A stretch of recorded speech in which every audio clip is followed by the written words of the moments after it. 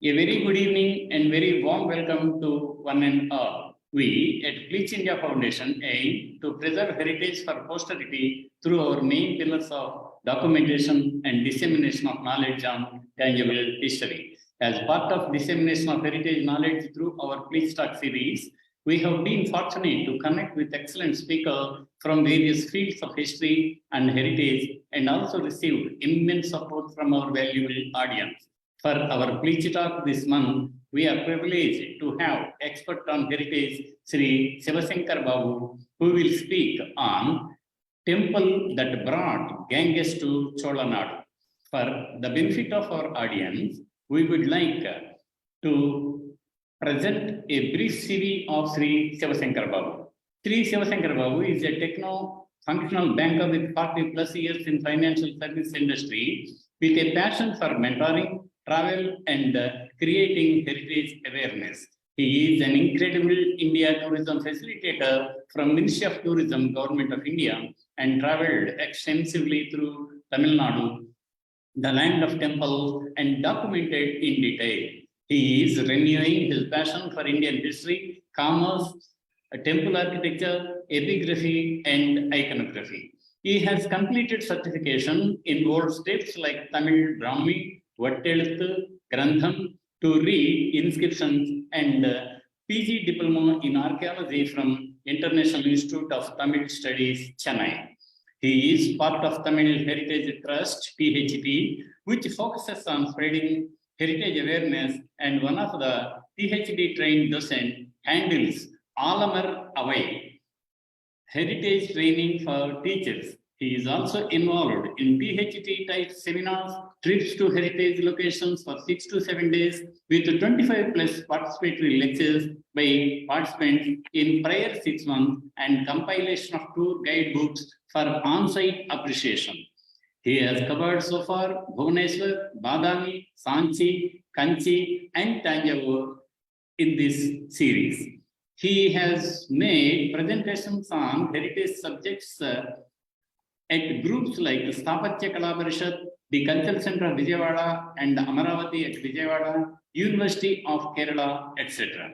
His YouTube channel Babu for Heritage is a go-to place for heritage videos where curated content is available under 50 plus categories. Before I request Sri Sivasankar Babu to deliver his talk, I would like to draw the attention of our participants to a few housekeeping rules. To effectively overcome the bandwidth problems and to avail the best output of the respected speaker, we request you to please mute your audio and video. We request you to please post your queries and valuable feedback in the chat box only. We will take up all the queries to the notice of the learned speaker for clarification after the talk is over. Over to Sri Sivasankar Babu to deliver the Pleach talk, the temple that brought Ganges to Cholanadu. Sir, please.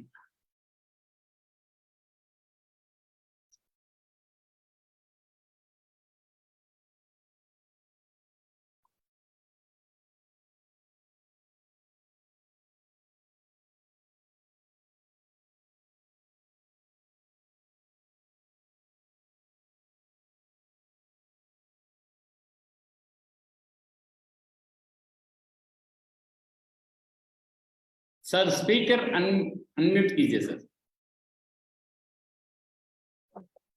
I'm just sharing the screen. Give me a minute. Thank you, sir.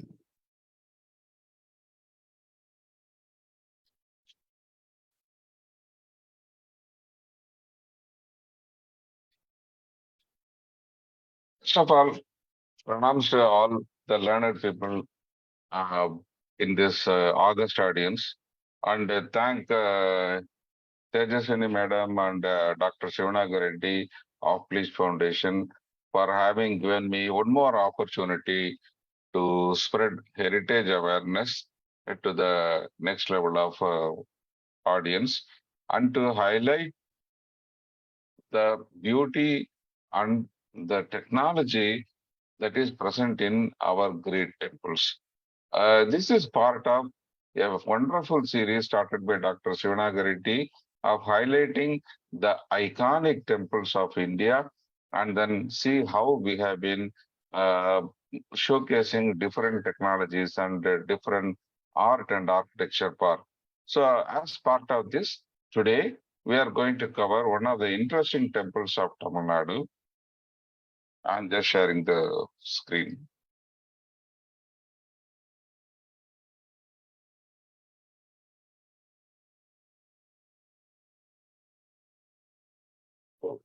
So, are you able to see the screen, sir? Yes, sir. Yes, sir. Please. Yes. So, today our focus is to talk about the temple that brought Ganges to Cholas, a great emperor's vision, and Brand himself is the one who brought Ganges, and he has not put it in a plaque or he has not put it in a board. He has made it permanent, and after even 2000 years, the victory monument is there for us to see, and in grand style, and everybody for everybody to enjoy. So today we are going to see a panorama of Gangaikonda Cholapuram, Chodiswaram. This is the name in available in inscriptions. This is called Gangaikonda Chodiswaram. What it this is in Tamil. What it means in English is that the temple that brought Ganges to Cholas.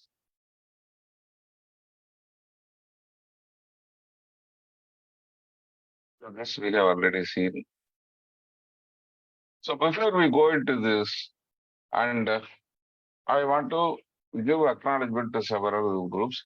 Usually, I pronounce to the Google Underwear for giving all the content and pictures from all over the place. So sitting in Chennai, I am able to visualize Gangaikonda Cholapuram as well as Khajuraho. There is a great advancement.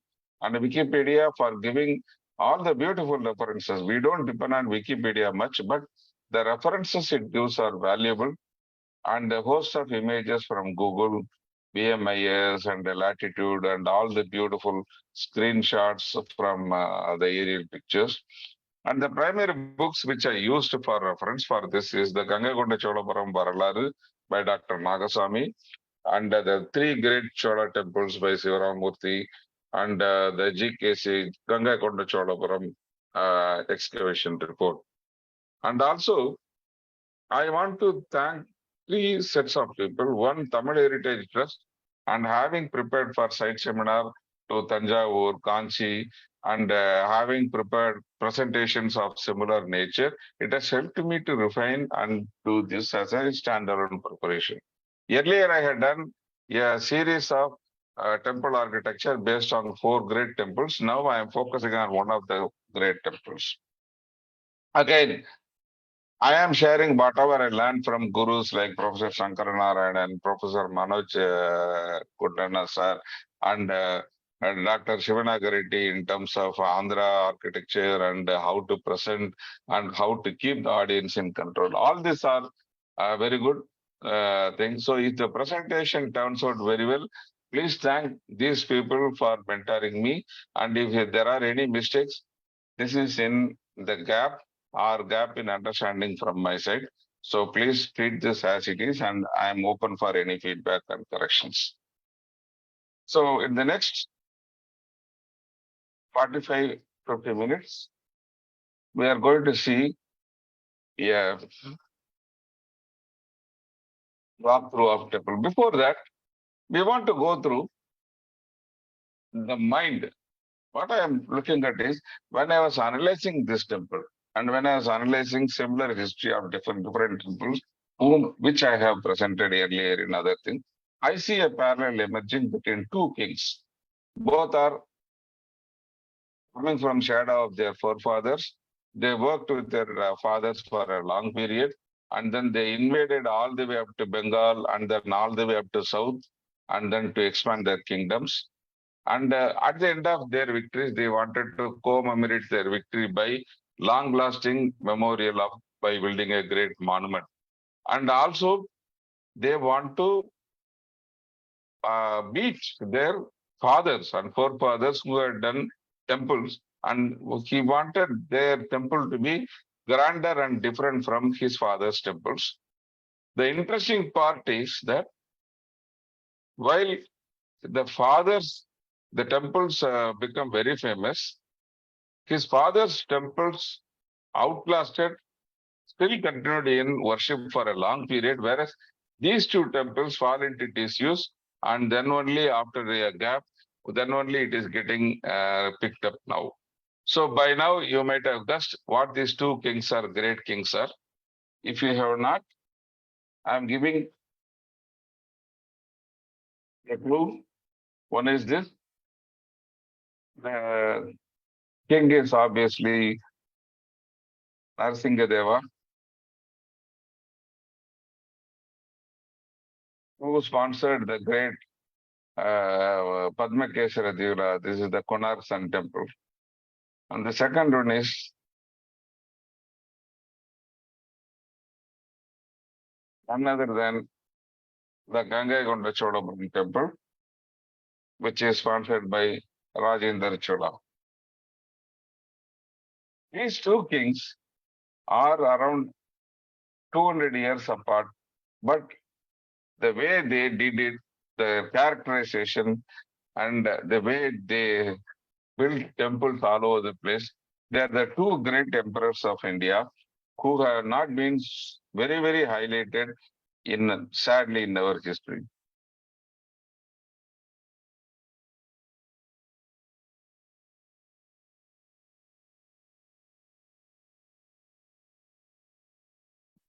When we look at Rajendra, he did two campaigns. One, his naval campaign to Southeast Asia to oppress against the trade wars and oppression from China and Khmer, where the Tamilian traders are being tortured. And so he succeeded in this. The second thing was he wanted to go to Ganges. Primarily, there were a lot of trade disputes in Kalinga, and where Kalinga was having superiority in trade. And then Rajendra wanted to oppress and then go all the way up to Ganges, and then victory, and then come back. So he did a campaign, and which is beautifully described in the Thiruvalangadu copper plates as that, like Bhagirath, who brought the Ganges to the land of India by his penance and hardship. Rajendra didn't have the patience. He brought Ganges by his might and his sword strength itself. So that is the prasasti or the prize words given for Rajendra for victory of the soul. So once this campaign is over, the interesting part is he did not maintain all the land which he has captured. So primarily he is very astute. He clearly know that he won't be able to maintain such a long reach for a longer period. So he had control up to Vengi, and the rest he had influence. And whenever there is dispute, he went in. The interesting part is that after finishing this, he he took a title of Gangaikonda Cholan. That means that the king who brought Ganges, and he also built a temple called Gangaikonda Cholapuram. That is in near the old capital of Tanjavur. And he also created a grand lake, Chodagangam, as a Jalastamba with the Ganges water. The interesting part, which I was analyzing, and from the JD RD Banerjee reference, is the butterfly effect. The butterfly effect is in chaos theory, where a small thing in a big thing of schemes, a small activity triggers and then starts lot of different activities, and then which has got a far-reaching implications. The effect of Rajendra's campaign is that one of the Kannadiga chiefs who went there, when after defeating Pala, they started building the Sena dynasty, and that had a different kind of an Hindu-based great dynasty, which had a different kind of ruling in Calcutta. And also the Karnataka people of Mithila and the middle regions are predominantly from the Chola soldiers who stayed behind to cover all the victory paths and then as a support people. And the other interesting thing is the Siddhanta Saravali of Trilochana Sivacharya. It mentions that Rajendra also migrated lot of Shaivite Brahmins from Bengal, and then they were settled in Kanchipuram and in Kaveri Delta, and they contributed lot of Shaiva agamas and structures and other things, and then they were the core of the Sivacharya communities. If you see this, the later period gurus of Cholas were predominantly from Calcutta and with the Sivacharya community. Another interesting factor is that Tamilian people need imli, that tamarind. So that is a must, which is not available in other parts as no, so critical. So one of the travelers, researchers, Orissa Balu, he mentions that all along the route of Kalinga and other things, there are sudden pockets of tamarind groves where there is no history of tamarind available there. In certain pockets, there are still tamarind groves available all along the route in many places, and he is also doing research on that. So this is an interesting aspect of the Ganges campaign which Rajendra took place.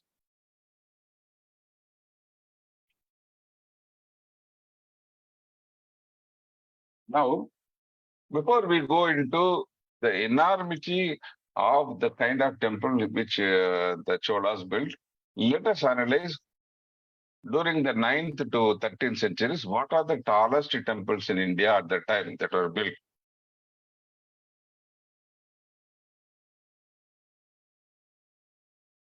So the base one is the Kandarya Mahadeva temple, which is 120 feet built by Vidyadhara.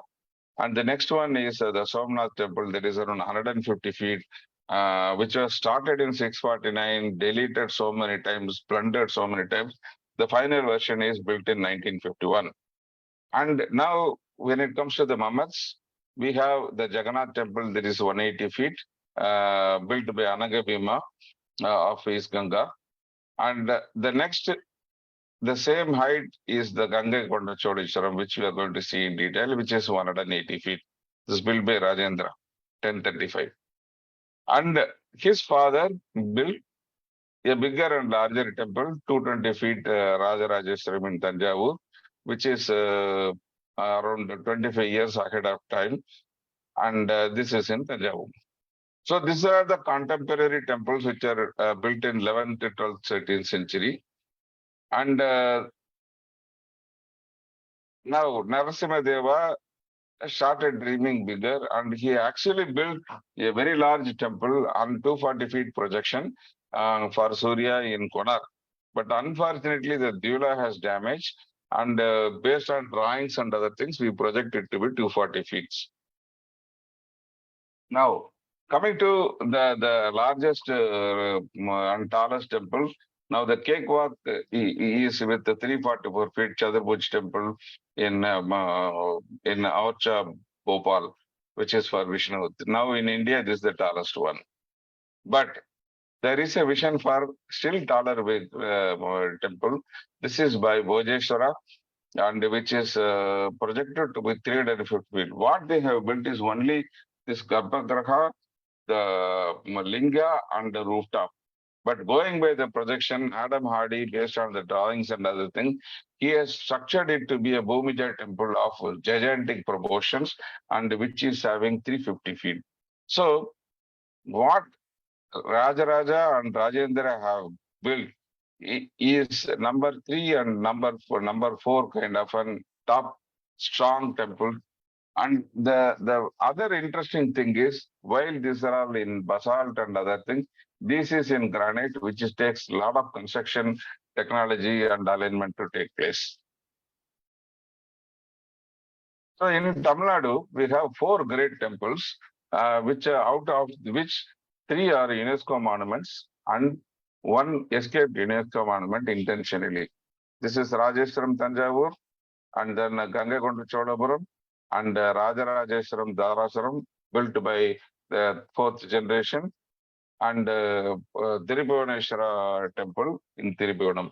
They are the 4th largest, grandest, and the tallest temples in Tamil Nadu. But they are a family. If you see this is very tall, and then it is built like a pyramid, like a father. And this is the Rajarajeshwaram Dwarajastamba is like a son. And whereas your Gangaikonda Cholapuram is more like a feminine with a curve. And you can see the curve very clearly. It is like a mother. And there is a daughter. This Tribhuvaneshwara is again curved and beautiful. So this is a family of father, mother, son, and daughter. And these 2 are very big. These 2 are little taller. And they are the 4 greatest temples in Tamil Nadu, out of which we are going to see the second temple. So all these temples are built by the king, and then continuous worship, and then it has been in documentation, and with grand temples with a lot of Devakostas, and then ornamentation with the 2-tier Ardha Mandapa, Maha Mandapa, and fantastic staircases, and complete with Gopuram and Tirishuttur. So this is common. Now we are going to see, compare between the father and mother, the feminine and masculine temples. Okay, the first one was built in 1010 by Rajaraja, and the second one is built by 1035. And this is tall, 200 feet to 200 to 10 feet, and which is deliberately reduced at 180 feet. And this height is done by 14 talas. Whereas here the talas are taller, and they have achieved it in only 9 talas, and that too in 333 talas in a different structure. When it comes to kutas, these are all 4 anga kutas only.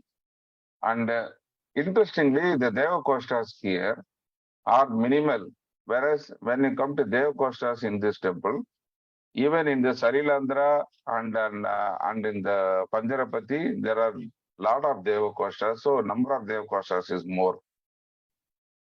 Comparing the sanctum, the linga in Brihadishwara is wider, whereas this is taller in Gangaikonda Cholapuram. Both are gigantic ones.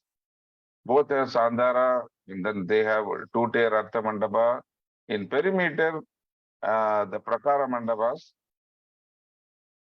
In Tanjavur, only 1 story is there, whereas here we have a 2-story Mandapa. So this is in a nutshell, in terms of numbers or characters, this is how these 2 temples are same, but at the same time, not same, different, and it has got very subtle variations.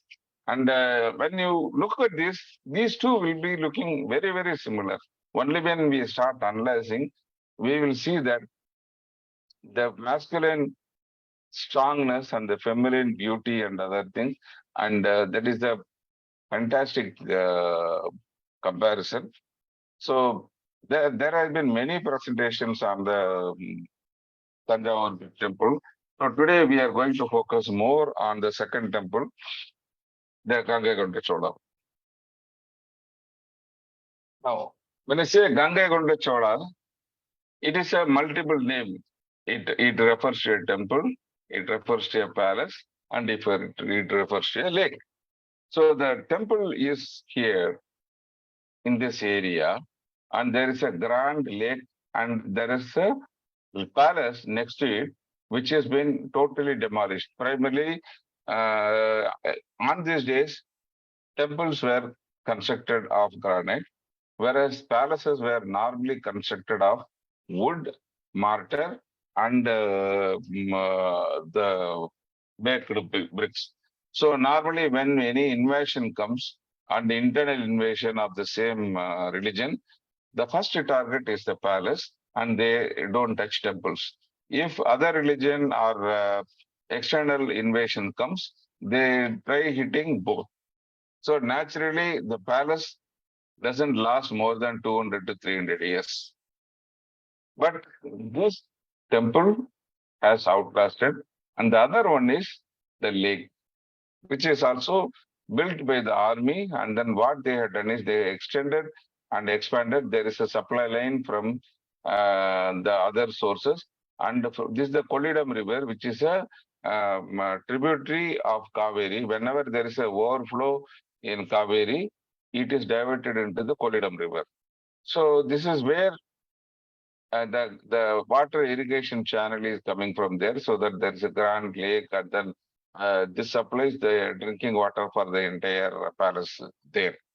The other strategic reason for shifting this to this place is that this Kolidam River flows for another 40 kilometers, and this is a wide one with where you can use medium size ships at that time, not now, which can go up to the mouth somewhere near Pumbugar port, which is their naval base for the Cholas. So from the capital to the naval base, it is easy commute and faster by the boat. So there is one reason why Rajendra wanted to shift his capital from Tanjavur to Gangaikonda Cholapuram. Once he won it, he wanted his own brand new capital, which talks about his victory. Unfortunately, the capital is no more, but the temple and lake are still there in the map, and they talk about this for years to come.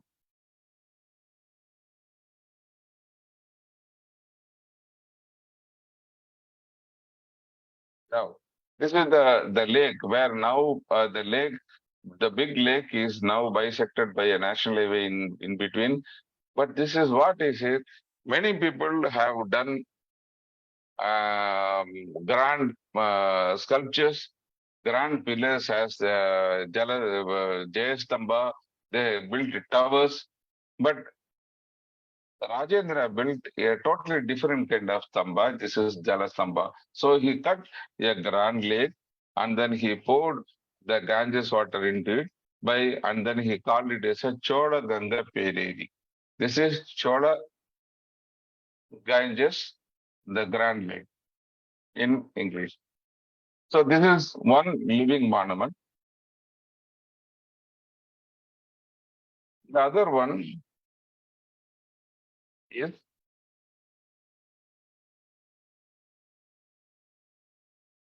uh, the palace. We will talk about palaces little later.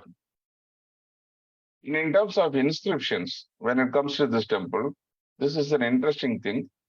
For the temple built by Rajendra and for Chola, who are well known to be documented, there is no inscription of Rajendra, the one who built it. But there is a prior period 10th century inscription, and there is later one of his sons, Veera Rajendra, has an inscription in 1035, which mentions donations by Rajendra. So this is how we date the temple, saying that it must have been built before 1035. This talks about donations of so many villages for the maintenance and then really all these things. But interestingly, when we go through the list of temples, most of the temples are there which were earlier granted as part of the Tanjavur big temple. So this is a mystery. Whether there is a conflict between king, son and father, or he redirected all the wealth to the new capital. But it is very evident and interesting that the entire list of villages which are given to Tanjavur big temple got shifted to here. So the main source and main supply for Tanjavur big temple is gone, and the focus shifts to the Gangaikonda Cholapuram. And later, many inscriptions by various people which talk about the palaces and others are there. But this is the most interesting inscription in this. Now, coming to the floor plan. Now we are looking at the third grand monument having the Ganges star.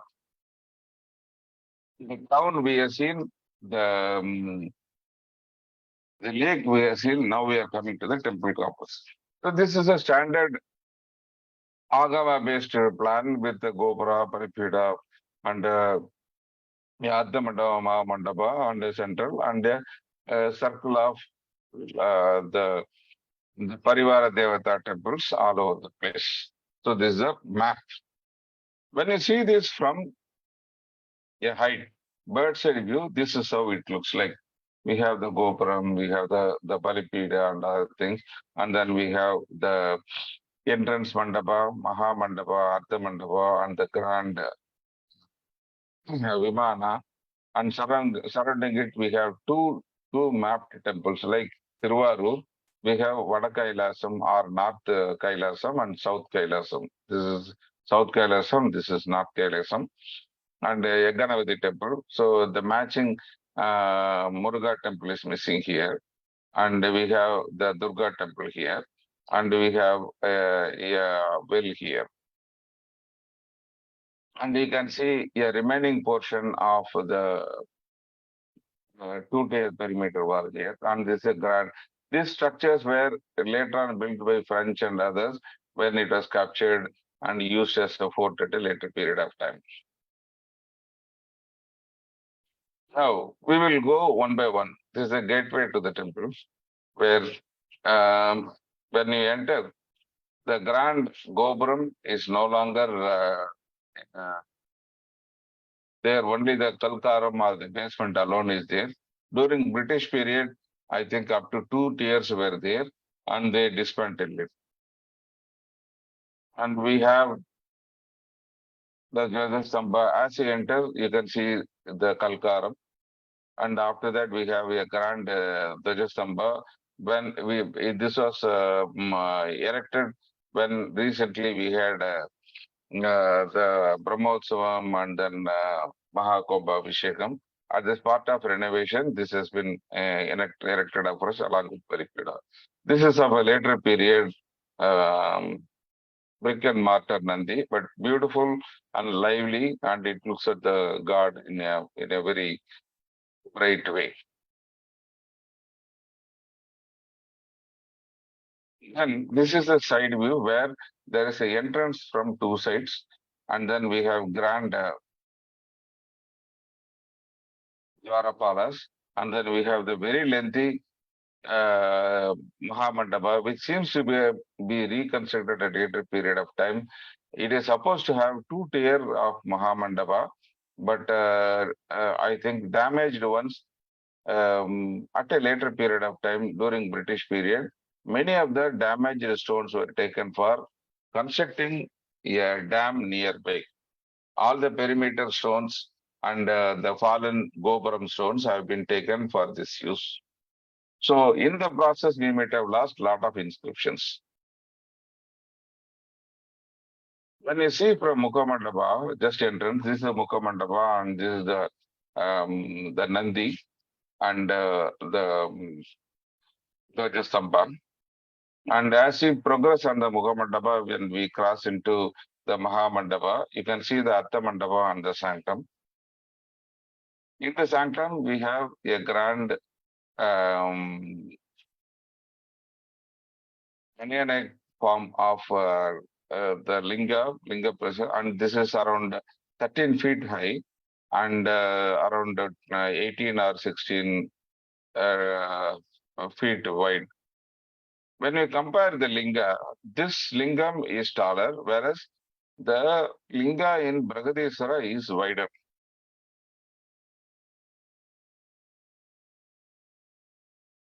Darshan, we come out of this Avakasantrala where you see two grand Dwarapalakas, and then we start seeing a lot of sculptures here. And the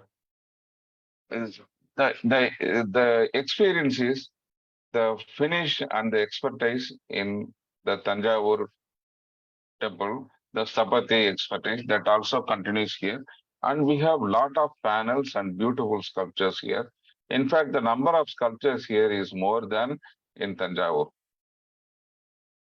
And another beauty is, unlike Tanjavur, we have a fairly better access to the temple. When you talk about the Vimana, this Vimana, like Tanjavur, is having a inner circumambulatory path, the Sandhara path, and this Sandhara path goes up to two layers, first level, second level, and it joins these two outer walls joins in the third layer. Whereas in Tanjavur, we have first layer and we have second layer.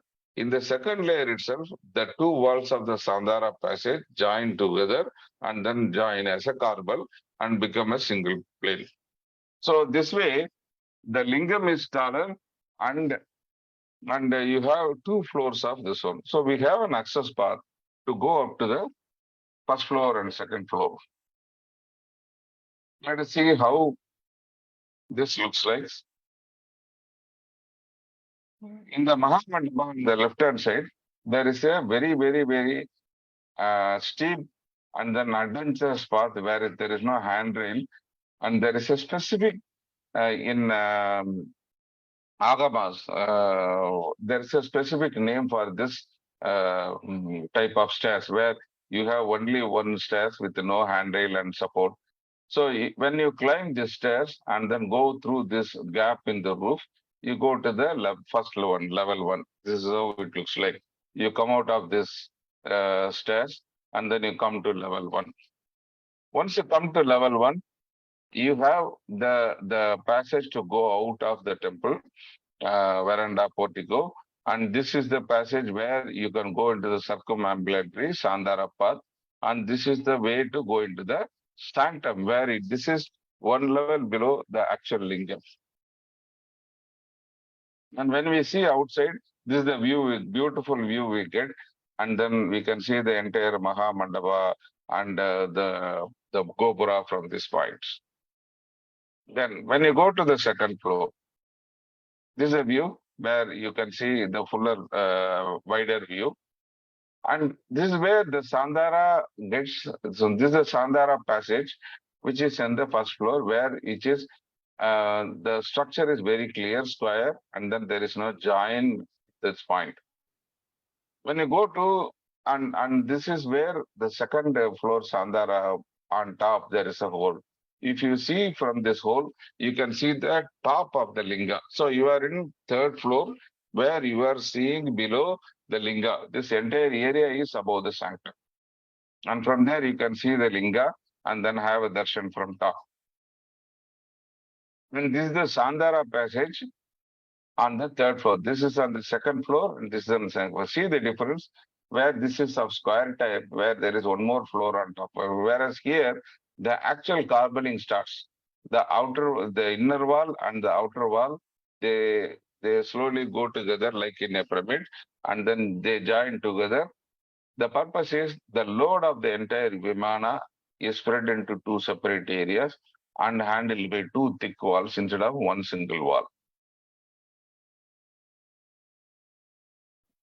Now, when you go to the third floor, after that, this is bowl. So here you can see the second floor join, and this is the way from outside the temple terrace in the second floor, where you can see the grand Vimana and the third floor control. This is the second floor level, and this is the third floor level. And this is where you are going to see the Kadalikarna, where the temple, the outer wall, slowly, what starts as a square, slowly goes in, and then it converts into a eight-sided hexagon. You can see in the middle, eight-sided hexagon. And then when it actually goes further after 3 stories, it comes into a circle. So the first 3 stories are square, next 3 stories are hexagon, the final 3 stories are of a circular format. So again, this represents the Linga concept of Brahmabhaga, Vishnubhaga, and Rudrabhaga. So this is a depiction of Stulalinga.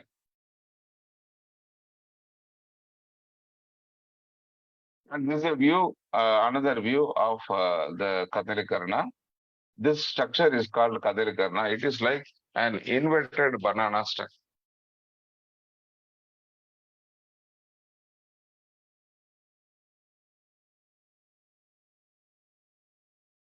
Now, having seen this, and then after how we come down slowly, and finally we reach the ground floor, and we come out, and then we start circumambulating the temple from the south side.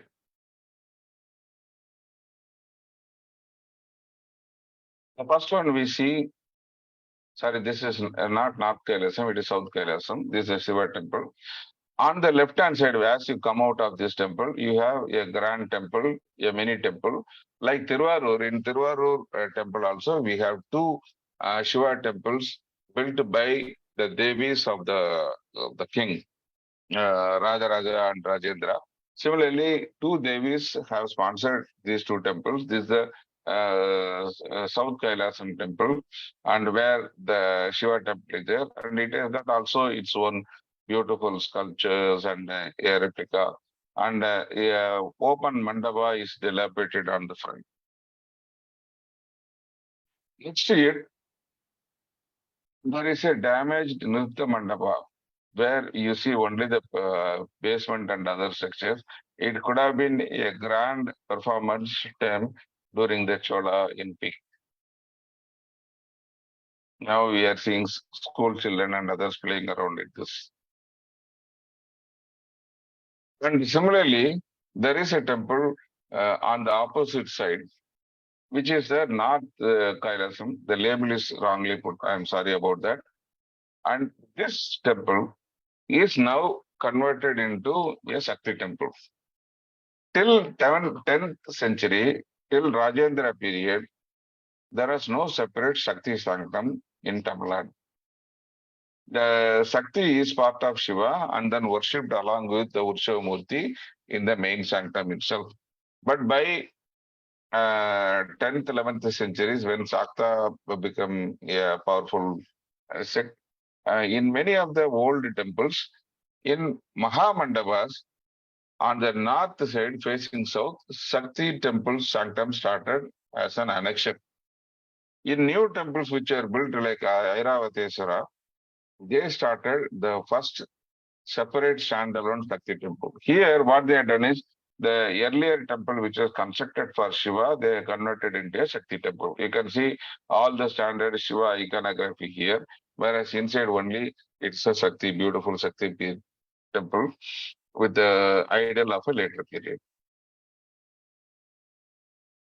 Now, next to it, you have a beautiful small temple which was built at a later period when the invasion by Rajendra's sons, Veera Rajendra and others, who went all the way up to Chalukya's earlier temple of Manekadakam, Malkhed, and then they invaded all the way up to Kalyani.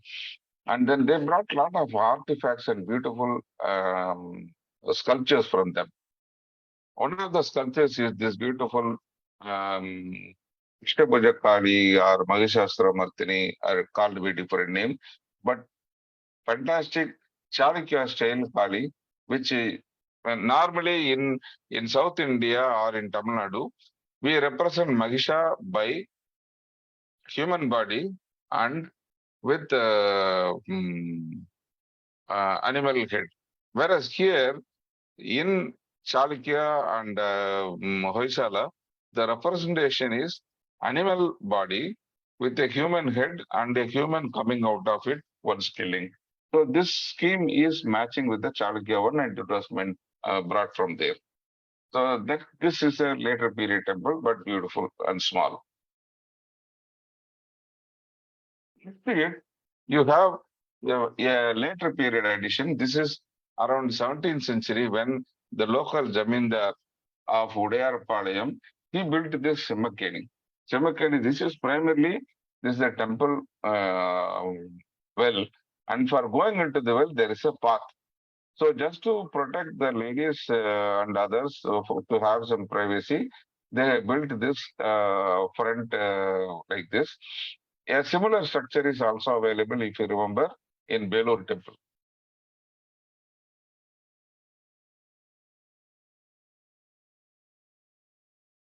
And now this is one of the war trophies brought from Chalukyas. This is a Saurabhida. This is with a pedestal where the Surya in the chariot with seven horses, and all the Navagragas are around in their proper direction. And there are wheels. This wheel is partitioned into 12 components with petals, and in each one representing a month. This is a Saurapita, which is part of the Sauragama and worshipped for Surya temples. And this has been brought in, and it is available as part of the worship in the Maha Mandapa north east corner.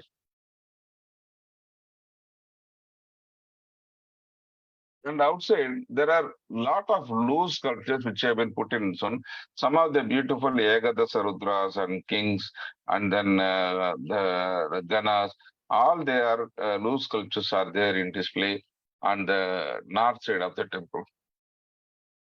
Next to it, the final part, we have the Prakara. So unlike Tanjavur, you have a two-tier Prakara. You can see that the first tier, second tier is there. This picture shows the view from the second tier. And this entire stretch was going through, as you have seen from the aerial photo, this entire stretch was there, which was damaged during wars. And then later on, during Muslim invasion, much damage was done. And finally, during British period, they wanted to build a check dam in the near Kolidam. So they took a deal with the local people where they take care of maintenance of the temple, but at the same time they will remove all the loose boulders and build this. This dam is still there. So the Gangaikonda Cholapuram temple still lives in the river as part of a dam. This is a view from the Prakara Maliga of the main temple, and it is a good observation platform. Something similar to the Lingaraja. When you go to Lingaraja temple, inside you are not allowed to take photographies. So there is a observation platform on the northern side from where you can view, and we can take photographs. Like that, this is a very good observation platform for seeing photos of this.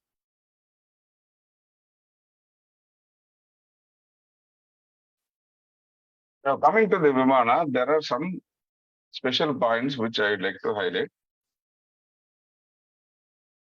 When you look at the Adisthana, this is a fantastic structure with Vedibandha Upapeeda and with beautiful Padma Bandha Adisthana, where you see the Padma Jagati, nicely curved, and then you have the Kumuda and you have the Vyalavari.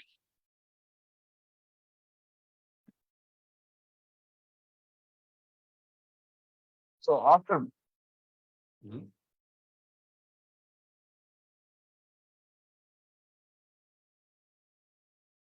this, when it comes to the sexual Bidhi, this is where they have flipped out like anything. Unlike the big temple with only one moment.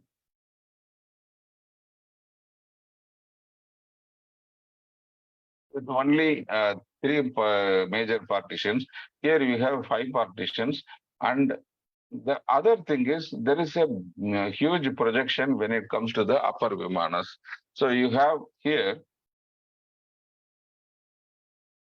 instead of having single tala for the Pitti, you have upper Janga and lower Janga, and with one more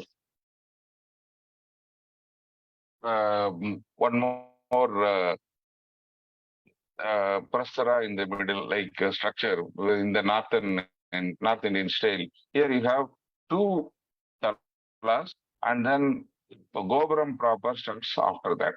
Sorry, Vimana superstructure starts after that. Here you have the Ubapi and then the Adisthana part, and then the Vedi part is there, where all the stories are there. And then we have Aditala with the seven kostas, and then we have first Tala with the kostas. And first Tala Hara, what you have then one Karnakota Panjara and a grand Badrasam, where the projection is beautiful. It has got two levels of forward projection and then two levels of vertical projections also.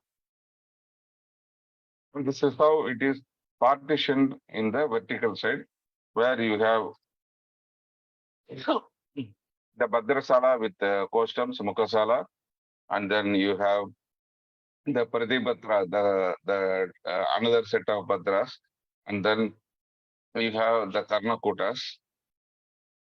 And in between, for the water flow and the inset, you have Sarilandras.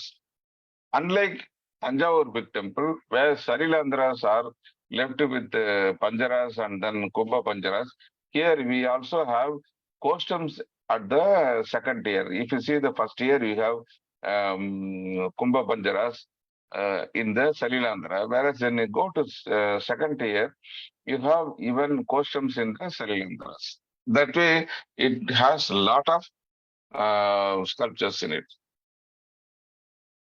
Now we have the standard stupi, griva, and then this is the South Kailasam temple of Gangaikonda Cholapuram. The one on the left is the big temple. I'm just sharing them for contrast. Now, when I see this, the mature experience of sculptures in Tanjavur big temple has led to lot of flurry of sculptures that is available in this. Here in this is the plan of sculptures. There are two beautiful Dwarapalas and then Lakshmi and Saraswati here, and then Chandesa and then Kalanda. These are beautiful structures where you can spend so much of time there. And when you go through the standard Ganapathy, Dakshinamurti, Nataraja, Harihara, and Mahavishnu, like that, the standard pictures and additional Shaiva Murtas are available here. This is in the first floor. When you go to the second tier, you have a flurry of Ekadasa Rutras and you have Ashtadikbalas, Brahma, and the standard Brahma, Vishnu, Lingotpava, and Ekadasa Rutras, and lot of new sculptures are there. Here there is multiple theories. Dr. Nagasamy says it is Ekadasa Rudra and company. Some of the people have a fancy idea of all the kings and the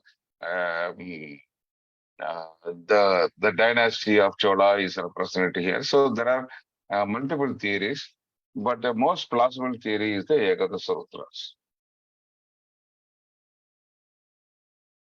Now, if you see the Mahamandapa, you can see the series of Ekadasa Rudra and then Vinadara Shiva and then Vishnu Durga and others. This is first unfinished, where you can see the blocks have been designed but not finished. But they have been also been, whatever is finished in the center, they have been also been damaged due to invasion. You can see the difference in structure, reconstruction and other things.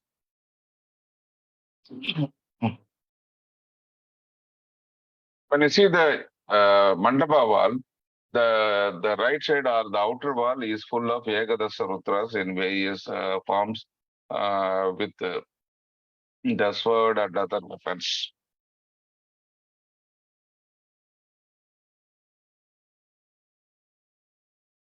Now, coming to Dwarapalakas, this is where the brilliance of Tanjavur continues.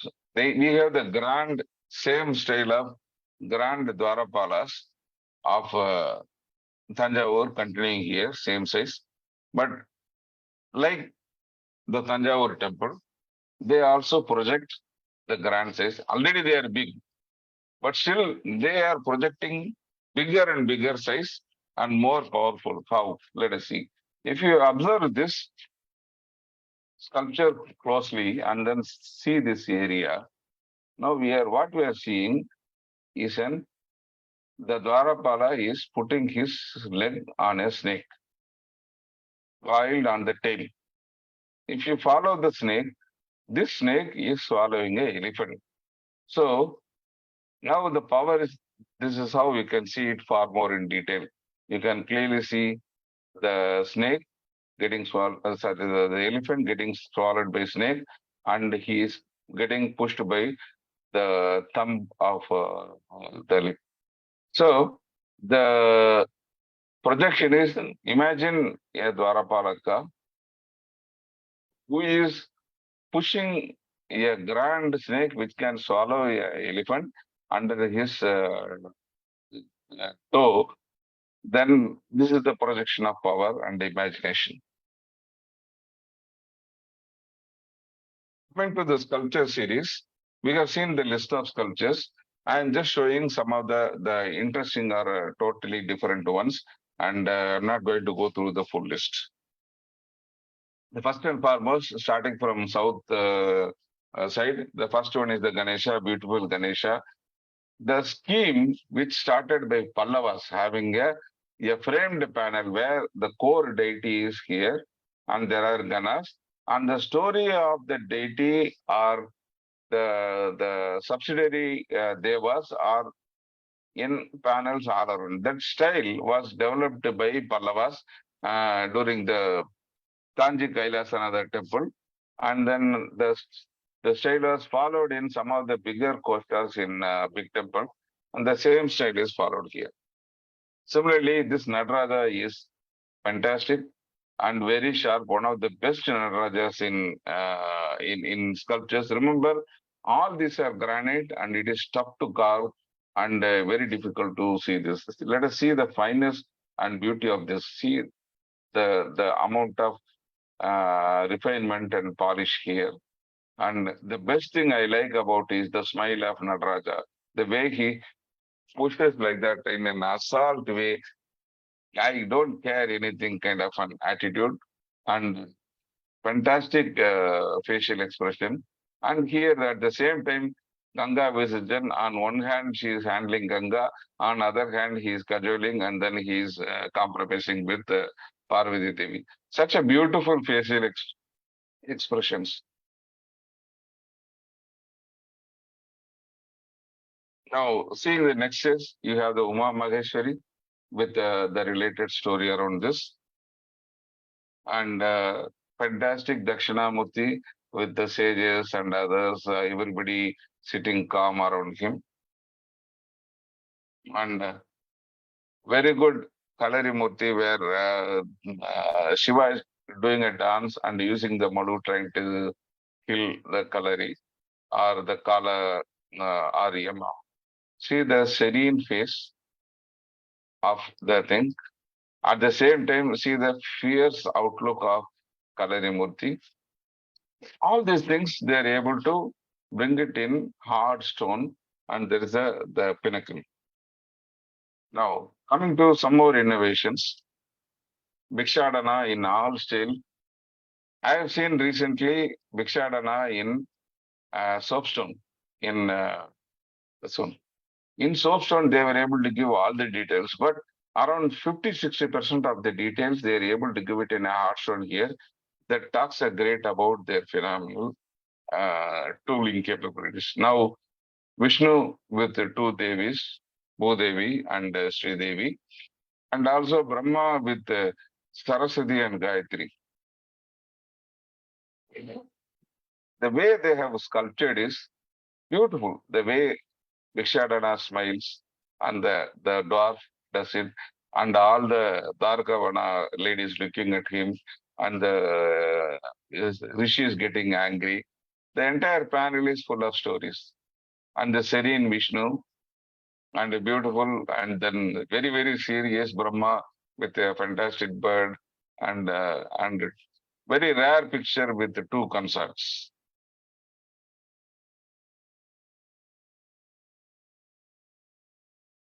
Some more beautiful ones, Ardhanari, and then Harihara, and then you have Lingodbhava, as well as fantastic Gajalakshmi, where the smile in Ardhanari, you can see the difference. You can see the facial focus, the muscle, the body, the way the stances is different, and everything is beautifully depicted. And Harihara also with Madu as well as Chanka, and the ornamental and other differences very clearly built in. And Gajalakshmi is a joy to watch with very sharp, the way they have sculptured the dress and the folds and the ornaments is something great to be done in granite.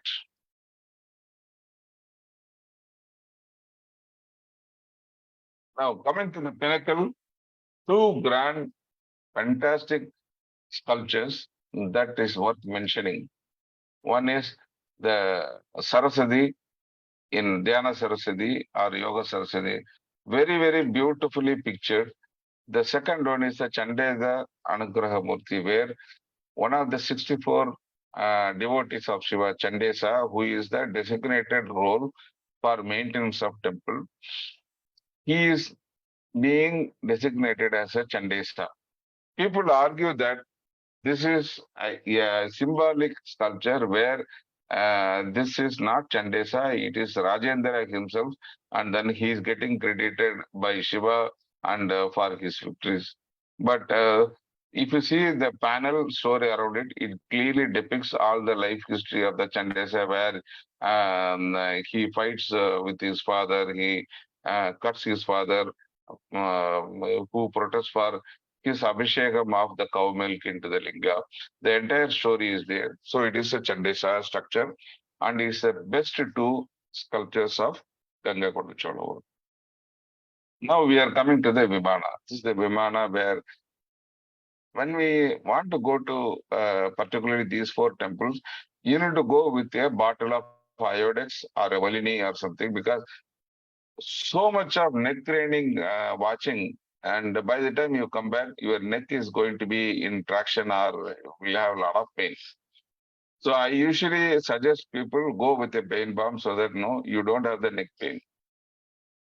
Here you can see that unlike our regular Tanjavur big temple where it is flat, all the three things are on the same length. Here the Bhadra is stretched and it is being projected forward, which you can see clearly. That's why that round and feminine shape is coming. This is one. And the second component is the first three tiers. This is on a square plan.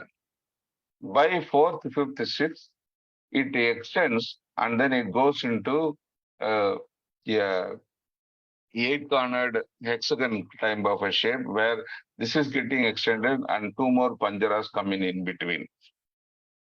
This continues for three, and the last three things, it is actually circular. This way, this is a Sthula Linga where you have the Brahmapaga square and Vishnupaga in a hexagon, and also the circular Rudrapaga and with a capital Shikhar. So it is the entire temple is a Shivalinga by itself.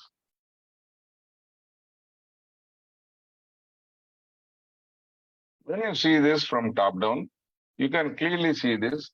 If you see this, you can clearly identify the square design on the first three layers. And after that, the extra extension is projecting, and slowly these badras are getting projected, and then the salas are getting projected, and it slowly comes into a hexagonal shape. Now, when it comes to the top three, you can clearly say that it is going into the circular shape. This is a fantastic variation from the typical standard Brahminical style of the big temple. Similarly, you can see the same style from inside where you have from square, it gets converted into hexagon and octagon, and then finally converges into a circle in the Kadilika Karna.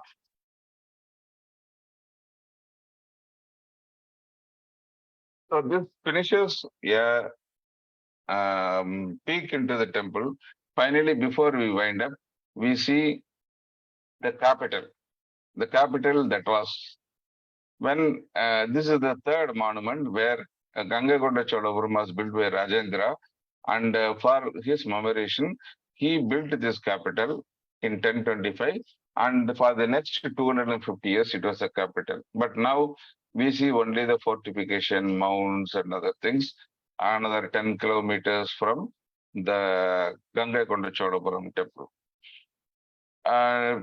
Earlier, 1980s, yes, Tamil Nadu archaeology did one round of excavation. Now Tamil Nadu again repeatedly.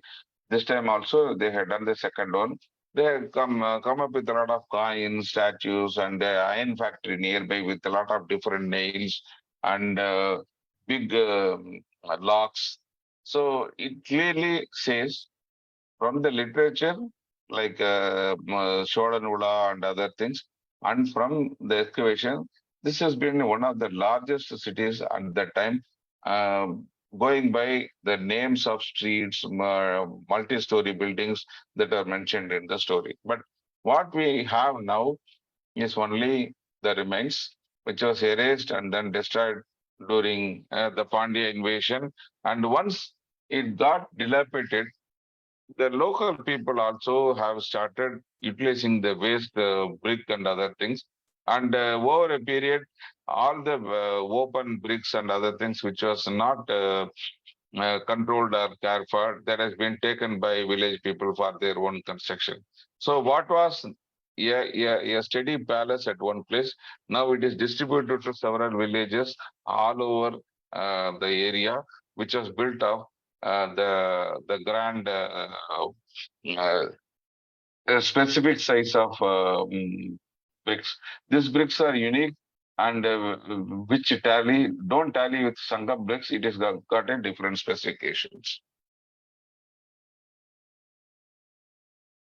So to sum up, what was a grand temple?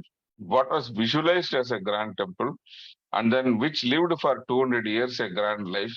Slowly after Cholas went into disuse, and then slowly over Muslim invasion and a later period Krishna Deva revival, there was some amount of support, and after that, once it went into the Jamindars and other things, French took over this, and after that British took over it, and then they were using it as a garrison, and many parts of the dilapidated temple were removed over, and then used to build a dam nearby.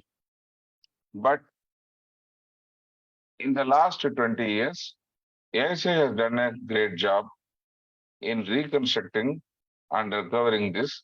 And now, slowly, after this Kumbhabhishekam, lot of activities are happening. Even now, for Shivaratri, for the fourth year, there was a grand Natyanjali temple dance and everything, festivities, and it is slowly regaining its glory. And there is light at the end of the tunnel for this grand temple. The temple has been again lighted, and it will be coming at par with his father's temple. With this, I conclude my presentation. I take a little more time, but I'm sorry I couldn't control this. And there is so much to say, so much to talk about this temple. And I try to give in a brief whatever is possible. Thank you for this. And if you have any questions, you can ask me. Sir, we are extremely thankful to you for accepting our request and deliver a wonderful, wonderful talk on one of the great living Chola temples, being the Gangaikonda Cholapuram, and your title itself is excellent, sir. The temple which brought the waters of the Ganges to Cholanadu. Really, we all enjoyed it a lot. So we from Pleach India Foundation express profound thanks to you for your scholarly presentation, who has meticulously studied each and every inch of the temple on what we call Talachanda, that is ground plan, Urdhvachanda on vertical axis of the temple, then various components. No need again to sum up the entire talk because everybody enjoyed it.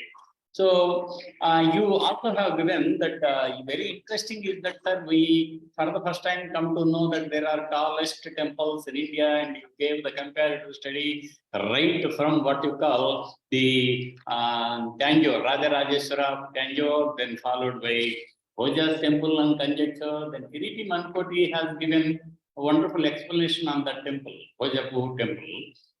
Then this is also that temple you have given 350 feet. That is amazing at that what we call in northern India. So you see, all these things really prompt us to visit all these people. Coming to the present topic of your this thing presentation or delivery, and yes, you have touched not only one thing, but you gave a backdrop on your canvas. You gave a backdrop of the Chola dynasty before the son wanted to build a temple after he conquered the eastern coast, that is Cholamandala, Choramandal, up to Ganges. That is very interesting. Kalingattu Parani gives a lot of account on this thing. So, due to time constraint, I think you have confined only to the temple architecture only. Yes, thank you so much, sir. Then you really gave a wonderful, befitting comparative study of the father and son. It is really interesting. And after that, you gave a very interesting story that Kadalika Karana. I am for the first time, as I have read our R. Nagaswami's works and C. Shivaramurthy sir's also, but you have visualized the what to call the Brahma Bhaga, Vishnu Bhaga in 6 hexagons. That is very interesting. And followed by Rudra Bhaga in circle. Inside, not only the Kadalika Karna that is inside, but also on the outside. Yes. very interesting. Very interesting as far as temple construction is concerned. And you have also given the details of North and South Kailasas, then introduction of Sakthi temple, later additions of the temple structure like that Simha, that is the lion and the well. And it is very interesting to note that the Saurapeta is brought as war trophy, like Nandi Varman has brought that Vatapi Ganapathy war trophy. It is very interesting, sir. Then again, you have also given the entire description of the judicial placement of the Devatas, Vimana Devatas. Very interesting. Very, very interesting, sir. You have given all the placement of different on all 4 sides on Garbhagraha and then Ardhamandapa up to that point of time, and then you've gone to the Vimana. Very interesting thing, sir. So before we conclude, shall we take up a few queries, sir? Most of the people, and there is participation from even Canada. Many people are from Karnataka, Tamil Nadu, Kerala, and North India, etc. But most of the people have commented that the talk is wonderful in general, putting almost all the participants. Then you have got only 2 queries, sir. One query is from Varshali. Where is this Saurapeta? I think might be location of the Saurapeta. I also mentioned this, Varshali, in the talk. This is on the Maha Mandapa. When you enter from Mukha Mandapa, on the right hand side immediately, the first segment itself, it is there on the corner. Sir, very good, very good. Thank you, sir. After that, D.K. Nageswara, you know that he is a very active participant in almost all the talks and other. Yeah, I was expecting a question from him. Very this thing. And D.K. Nageswara is asking 3 questions. One, Ekadasha Rudras with 4 arms carrying Parasu and Mruga. Then Abhaya and Varda. One question. Then 2, GKC is it Chaturmukha or Sarvatobhadra? 3. I found Vruttha Sputitas on the walls. Please comment on all the 3 observations. One is that Ekadashi Rudras are carrying in their forehands Parasu and Mruga, Abhaya and Varada. Please comment. After that, GKC. Is GKC Chaturmukha or Sarvata Bhadra? And the third one is, he finds... I saw the comment. I saw the comment. So the first one, Ekadasa Rudras, normally iconographically they have 4 arms and Parasu and Mriga and Abhay and other things. But in this temple also, here also, we see the 2-armed varieties. That is where it goes to a lot of interpretation from the scholars, that some say that it is Ekadasa Rudra, some say that it is Rajendra and his family, and the debate continues. So I won't be able to say, I'm not a scholar, I follow scholars, and whatever I understand, I repeat. So this is for the scholars to analyze and say from the iconography. From iconography, again, what we have, the iconographical text is only around 20% of the total collection. And many of the things are lost. There might be so many iconographical definitions where Ekadasa Rudras from the earlier period might be with the 2 hands. And then we don't know. This is open question for the scholars. Second one, GKC is Chaturmukha or Sarvadabhatra. When you talk about Sarvadabhatra, either you should have real windows or real openings on 4 sides, or it should have the false openings. Here on 4 sides, you had double false openings. So naturally, it is Sarvada Badhana style only. Yes. And the only difference is, unlike the big temple, where the first floor is decorated with the beautiful sculptures and paintings, and then second floor is decorated with partial list of 108 Karanas sculptures. Here, the first floor is blank. Second floor and third floor, the circumambulatory path is blank. Nothing is there. I showed you the pictures. It is just blank, and then hard granite walls, and then they are doing it. That's it. Beyond that, nothing is there. So they might have done something. If you see the Mahamandapa walls also, many of the panels, they got so much of drawings and unfinished sculptures there. So that is also open for speculation. What happened to it? Another interesting mystery is the villages that are getting shifted into from big temple to GKC in a span of 25 years. All the grant from like how when from ADMK to DMK shift happens here, a thing which was slated as assembly hall, now it is converted into a high-tech hospital.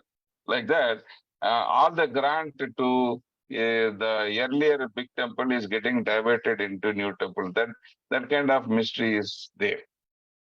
Now, going to the third question, the wall alignment, you saw Vritta Sputikas. If you find Vritta Sputikas here, then it is a great achievement. And Vritta Sputikas went out of style somewhere around the 9th century. Before that, after that, we don't see much. Primarily, it is part of the evolution of the stambas. We had Vritta Sputikas, and then we have stamba panjaras, and we have kumbha panjaras. And even by big temple, we have complete stamba panjaras, kumbha panjaras, even kumbha latas have come. So there is no Vritta Sputikas here. If you check it up, it might be either stamba panjaras or kumbha panjaras. Probably too many text and other things, it might have obstructed the view of the stamba or panjara. Thank you, sir. Clarifies? Yes, yes. If not, I will clarify it offline. Okay, no, it is very interesting, sir. And you have gone beyond, the Vrutta Sputita, then Kumbha Panjara, Vattakal Panjara, Rettakal Panjara, many things are there, Kosta, Deva Kosta, etc. on the walls. It is very interesting thing, Kota Kosta Lakshana, as in Silva Sastras it is mentioned. Sir, one thing you said that I am not a scholar. Who said, sir? You are actually a banker and a scholar, and you became a scholar who can be banked upon. Thank you. Then I have my two queries from my side, sir. Yes, sir. The thing is that where from the stone was brought, the name of the quarry, then do you have any name of the sculptor who built it? Typically, the name of the sculptors are not mentioned here, unlike in this one. There is only minimal inscriptions here. So whatever mentioned would have been now in the dam or somewhere else or any home. So we might have lost it. But the logic, what Nagaswamy sir and others says that the original team which was doing during the Rajendra Chola. earlier big temple, the same team would have continued here. The signature style, everything is same. Rajaraja Perundachan and his team. Perundachan and his team. Very good. Then quarry. Did you identify? Quarry is a question I have not explored it. Interestingly, here, when you go little north from the Ariyalur belt where this is there are a lot of small hillocks. Okay. So even now quarrying is happening there. Okay. So that might be a potential location for easy quarrying. And unlike Tanjavur, this has got the Kolidam river. So like our Konark temple, they might have quarried lot of stones via river also. Even from 200 kilometers they brought, that Madala Panji says. And you have done a lot extensive research on it, yes, sir. Yes. There are no queries except compliments from many of the participants. Then we acknowledge the presence of Mr. Vedakumar, architect and Deccan Academy, Deccan Heritage Academy chairman, and many people are there. Then now, since there are no queries, we would like to present vote of thanks. The Pleach India Foundation expresses its profound thanks to Sri Sivasankar Babu for an excellent and enlightening talk on the temple that brought Ganges to Cholanadu. And your interesting aspect is that Jala stamba. Very wonderful explanation for that thing, sir. The Pleach India Foundation also thanks the audience for their participation and making the Pleach talk memorable. Before concluding the session, it is to inform you that our next Pleach talk is scheduled at 5 p.m. on 13th March 2023 Monday by Professor Aloka Parashar Sen. Formerly, now also she is associated with University of Hyderabad, who will speak on Kondapur, an early historic city in Telangana. I will repeat. Ma'am, Aloka Parashar Sen would speak on Kondapur, an early historic city in Telangana at 5 p.m. on 13th March 2023 Monday. Thank you, one and all. Thank you, sir. Thank you. Thanks for all the support and help.